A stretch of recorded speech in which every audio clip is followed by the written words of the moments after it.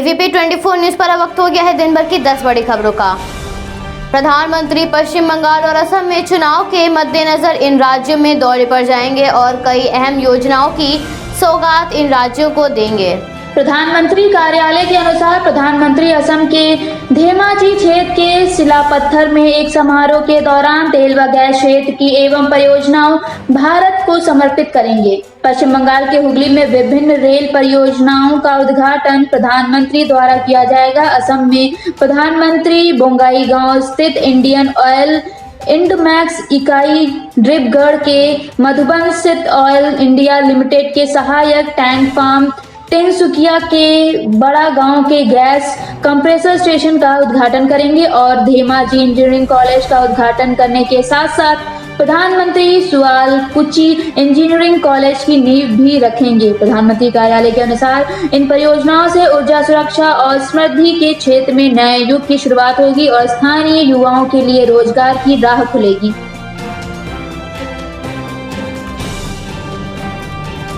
रक्षा मंत्री ने तमिलनाडु के सेलम में चुनावी रैली को संबोधित करते हुए विपक्षी दल पर जमकर हमला बोला। रक्षा मंत्री ने हुंकार भरते हुए कहा, हम सभी पड़ोसी देशों के साथ अच्छे संबंध रखना चाहते हैं, लेकिन जब तक शरीर में प्राण है और एक बूंद भी खून है, मैं आपको आश्वासन देता हूं कि कोई माई का लाल भारत की 1 इंच जमीन पर कब्जा नहीं कर सकता। रक्षा मंत्री ने कांग्रेस पर निशाना साधते हुए कहा, चीन के सैनिकों की वापसी हो चुकी है, लेकिन कांग्रेस उस पर सवाल उठाकर भारत के वीर जवानों का अपमान कर रहे हैं और कांग्रेस के साथ द्रमुक हाथ मिलाए बैठा है। दोनों दलों के बीच समानता है क्योंकि दोनों तुष्टीकरण और भ्रष्टाचार में विश्वास रखती हैं। रक्षा मंत्री ने आगे कहा, भारत की एकता, अखंडता और संप्रभुता के साथ हमने ना कभी समझौता किया था, ना किया है और ना कभी करेंगे। हम भारत और भारतीय वासियों का मस्तक कभी नहीं झुकने देंगे। इस दौरान रक्षा मंत्री ने कांग्रेस से सवाल पूछते हुए कहा, कांग्रेस को भारतीय सेना की बहादुरी और साहस पर संदेह है। क्या कांग्रेस सेना पर सवाल उठाकर गलवान में अपने सर्वोच्च बलिदान देने वाले देश वीर सपूतों का अपमान नहीं कर रही है? कोरोना वैक्सीन का जिक्र करते हुए रक्षा मंत्री ने कहा, हमने सिर्फ कोरोना महामारी पर ही सफलता नहीं पाई, बल्कि मेक इन इंडिया के तहत वैक्सीन बनाने में भी हम सफल हुए हैं और इस वैक्सीन का इस्तेमाल सिर्फ अपने ही देश में नहीं कर रहे हैं, बल्कि दूसरे देशों को भी वैक्सीन मुहैया कराकर उनकी मदद कर रहे हैं। महामारी के कारण भारत की अर्थव्यवस्था पर भी बुरा असर पड़ा था, लेकिन हमारी सरकार ने ऐसा काम किया है कि अब IMF ने कहा है कि 2021-22 में भारत की GDP 11% से भी ज्यादा होगी। आगे रक्षा मंत्री ने कहा कि गाँव की अर्थव्यवस्था को विकसित बनाने के लिए हम गाँव में पक्की सड़क के बनाने का काम तेजी से कर रहे हैं। किसान समाधान निधि के अंतर्गत किसानों के खाते में हर साल 6,000 रुपए डालने का काम हमारे प्रधानमंत्री ने किया है। गांव और शहरी इंफ्रास्ट्रक्चर पर हम 100 लाख करोड़ रुपए खर्च करने जा रहे हैं। मैं अपने तमिलनाडु के दोस्तों को जानकारी देना चाहता हूं कि सेलम चेन्नई एक्सप्रेस वे के निर्माण की बोली 2021-22 में शुरू होने वाली है।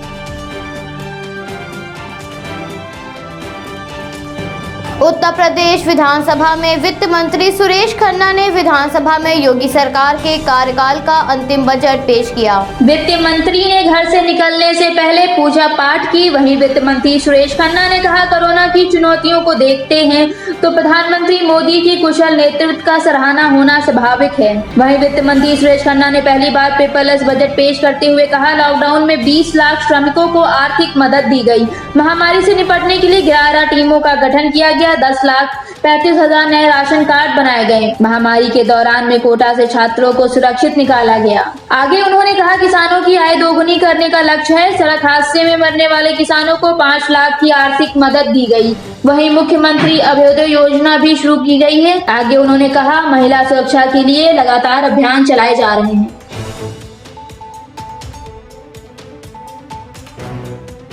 काफी लंबे समय से चल रहे कृषि आंदोलन को लेकर घमासान अभी भी जारी है। वहीं केंद्र के 3 नए कानून के खिलाफ किसानों ने आंदोलन को तेज करने की ठान ली है।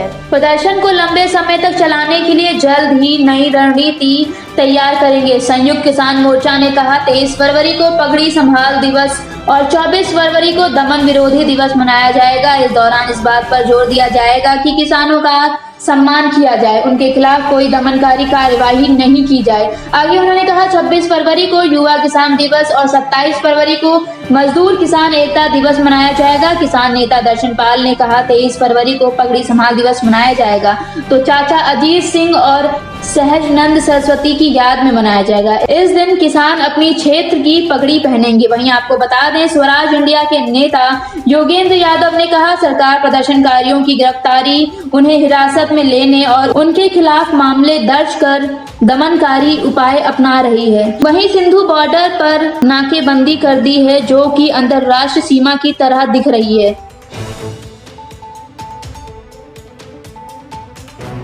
तेल और रसोई गैस की बढ़ती कीमतों को लेकर शिवसेना ने भी केंद्र पर निशाना साधा। इसके साथ ही शिवसेना ने बॉलीवुड जगत की हस्तियों पर भी तंज कसा है। शिवसेना ने अपने मुखपत्र सामना में कहा पेट्रोल की कीमत शतक मार चुकी है और डीजल 90 की पार पहुंच गया है।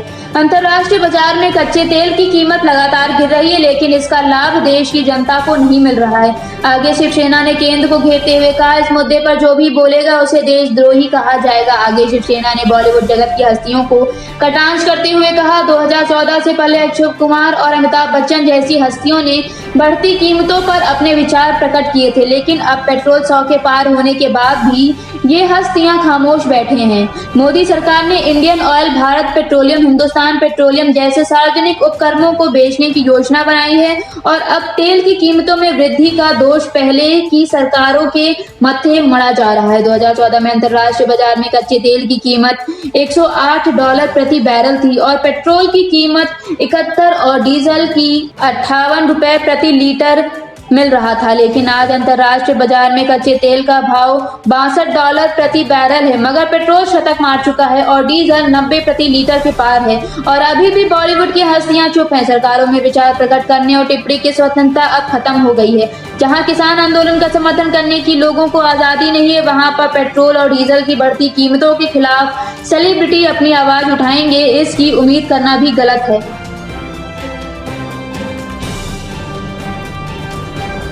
पेट्रोल और डीजल की बढ़ती हुई कीमतों को लेकर राष्ट्रीय राजधानी में रॉबर्ट वाड्रा ने मार्केट से अपने कार्यालय तक साइकिल से जाकर विरोध प्रकट किया। भारत में पेट्रोल और डीजल की कीमतें लगातार आसमान छू रही हैं, जिसमें आम जनता को काफी मुश्किलों का सामना करना पड़ रहा है। पेट्रोल और डीजल महंगा होने के कारण किराया महंगा हो जाता है। बेरोजगारी से पीड़ित आम जनता पर महंगाई की मार भी पड़ने लगी है, जिसके बाद केंद्र सरकार पर विपक्ष लगातार हमलावर रुख अपनाए हुए है। विपक्षी दल नेता बढ़ती हुई महंगाई को लेकर लगातार सरकार पर बरस रहे हैं और विरोध प्रदर्शन कर रहे हैं। बढ़ती हुई कीमतों के कारण प्रतिदिन प्रदर्शन की संख्या बढ़ती जा रही है। रॉबर्ट वाड्रा साइकिल से कार्यालय पहुंचकर बढ़ती कीमतों के प्रति आक्रोश व्यक्त किया।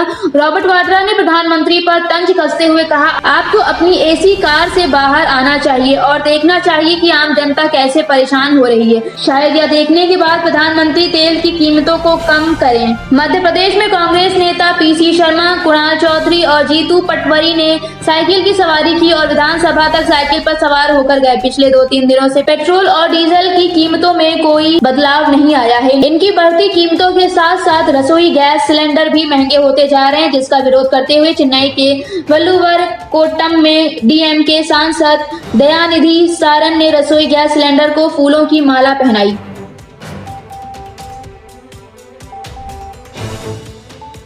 विदेश मंत्री एस जयशंकर 2 देशों की अपने दौरे के अंतिम चरण में रविवार को मॉरिशस पहुंचे, जहां वो हिंदी महासागर क्षेत्र में भारत के रणनीतिक रूप में महत्वपूर्ण पड़ोसी देश के शीर्ष नेतृत्व के साथ वार्ता करी। एस जयशंकर मॉरिशस के 2 दिनों की यात्रा के दौरान राष्ट्रपति पृथ्वीराज सिंह रूप और प्रधानमंत्री प्रविंद जगन्नाथ से मिलेंगे। जयशंकर ने यहां पहुंचने के बाद ट्वीट किया, नमस्ते बोनसाई मॉरिशस, विदेश मंत्री एल.एन. गानू गर्मजोशी भरे स्वागत के लिए धन्यवाद। सार्थक यात्रा की उम्मीद करता हूं। जयशंकर इस यात्रा के दौरान विपक्ष संबंधों के सभी पहलुओं और मॉरिशस में भारत द्वारा विभिन्न परियोजनाओं पर जारी कार्य की समीक्षा करेंगे और मॉरिशस को भारत की सहायता सहित परस्पर हित के क्षेत्र और वैश्विक मुद्दों पर भी चर्चा करेंगे। आपको बता दें, मॉरिशस में भारतीय मूल के लोगों की आबादी 70% है। ब्रिटिश शासन के दौरान उनके पूर्वज यहाँ गिरमिटिया मजदूर के रूप में भेजे गए थे। वहीं आपको बता दें, जयशंकर अपनी यात्रा के पहले पड़ाव मालदीव से यहाँ पहुंचे हैं। उन्होंने मालदीव को भारत द्वारा सुरक्षा की प्रतिबद्धता दोहराई और $5 करोड़ की ऋण सहायता समझौता पर हस्ताक्षर किया।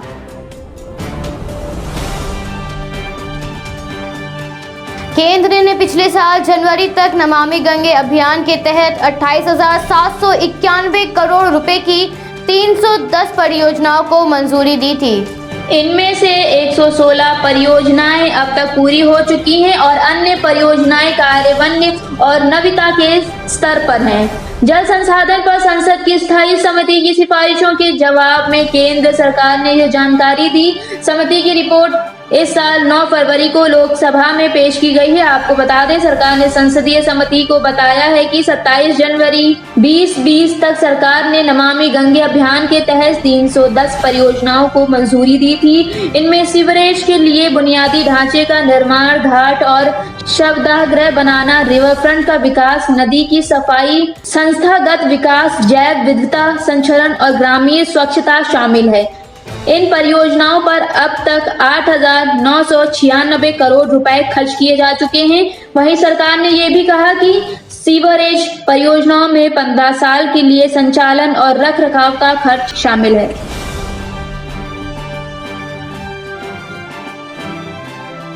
भारत और चीन के बीच समझौते का दौर चालू है। दोनों देश की सेनाएं पीछे हट चुकी हैं। वहीं सैन्य कमांडरों के बीच 16 घंटे चली बैठक में सैन्य गतिरोध खत्म करने को लेकर गहन बातचीत हुई। कोर कमांडर स्तर की 10वें दौर की मैराथन वार्ता के दौरान भारत और चीन दोनों ने एलएसी के दूसरे अग्रिम मोर्चे से टकराव खत्म करने की दिशा में आगे बढ़ने पर सहमति जताई है। वार्ता को लेकर रविवार को जारी संयुक्त बयान में साफ कहा गया कि भारत और चीन के शीर्ष नेतृत्व के बीच लगातार हुए संवाद में बनी सहमति के अनुरूप सीमा पर स्थिति को नियंत्रण में रखते हुए गतिरोध के बीच हुए मुद्दों का समाधान निकाला जाएगा। इसमें सीमावर्ती इलाकों में शांति और स्थायित्व के लिए दोनों पक्षों को स्वीकार्य हल निकालने पर जोर देने की बात भी की गई है। वैसे भारत ने इस बैठक में चीन को साफ कर दिया है कि सैन्य तनातनी खत्म कर एलएसी पर सामान्य स्थिति की बहाली के लिए हॉट स्प्रिंग, गोगरा और डेप्सांग के इलाकों से सैनिकों को पीछे हटाना अनिवार्य है। त्रिशूल मोल्डो सेक्टर में हुई बैठक में वार्ता सकारात्मक थी। वहीं दोनों पक्षों ने वार्ता के सार्थक दिशा में आगे बढ़ने को लेकर संयुक्त बयान जारी किया। संयुक्त बयान में कहा गया कि पैंगोंग इलाके से सहज तरीके से सैनिकों को पीछे हटाए जाने की पूरी की गई प्रक्रिया गतिरोध के बाकी बचे हुए मसलों का समाधान निकालने की दिशा में महत्वपूर्ण कदम है।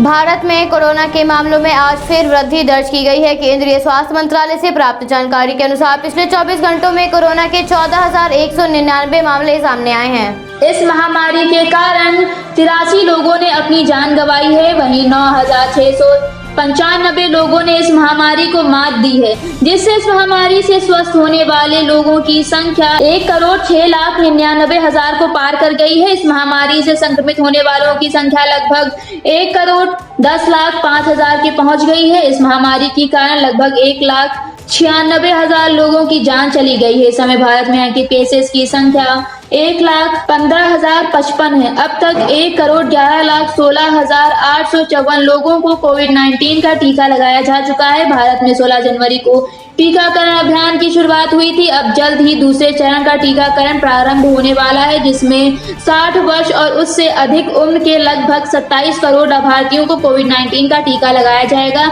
इस चरण को 2 समूह में बांटा गया है। एक समूह को मुफ्त टीका लगेगा, जबकि दूसरे समूह को टीके के लिए भुगतान करना होगा। टीकाकरण अगले महीने से प्रारंभ होगा। इसमें 60 वर्ष से अधिक लोगों को प्राथमिकता दी जाएगी। सूत्रों के अनुसार मुफ्त में वैक्सीन किसको मिलेगी और किसको इसका खर्च देना होगा। इसके बारे में जल्द ही अंतिम विवरण साझा किया जाएगा। 16 जनवरी को प्रारंभ हुए टीकाकरण अभियान में केंद्र सरकार ने स्वास्थ्य कर्मियों और फ्रंटलाइन वर्कर्स को प्राथमिकता देते हुए इस समूह को टीका लगाने का पूरा खर्चा उठाया था। अधिकारियों के अनुसार टीकाकरण मार्च के पहले हफ्ते में शुरू होगा।